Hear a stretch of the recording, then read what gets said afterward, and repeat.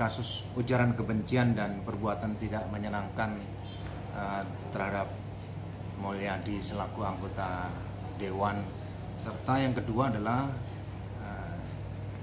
IC umur 59, laki-laki, sebagai Bupati Agam dan Sekda Agam. Bupati Agam dan Sekda Agam. Sebelum kita lanjutkan, support terus channel ini untuk berbagi berita terhangat, terviral, dan anti hoax tentunya, dengan cara tekan tombol subscribe dan tekan tombol loncengnya ya bosku.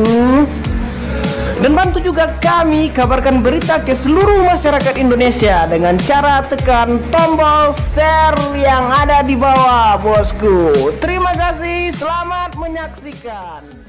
Kasus ujaran kebencian dan perbuatan tidak menyenangkan terhadap Mulyadi selaku anggota Dewan Komisi 3 DPR RI, Polda berkasnya sudah P21.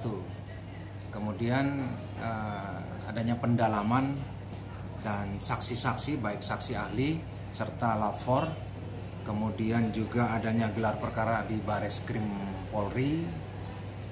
Ada tersangka tambahan, yaitu MW umur 54 tahun sesuai dengan surat penetapan nomor 32 8 Romawi 2020 tanggal 10 Agustus 2020. Serta yang kedua adalah IC umur 59,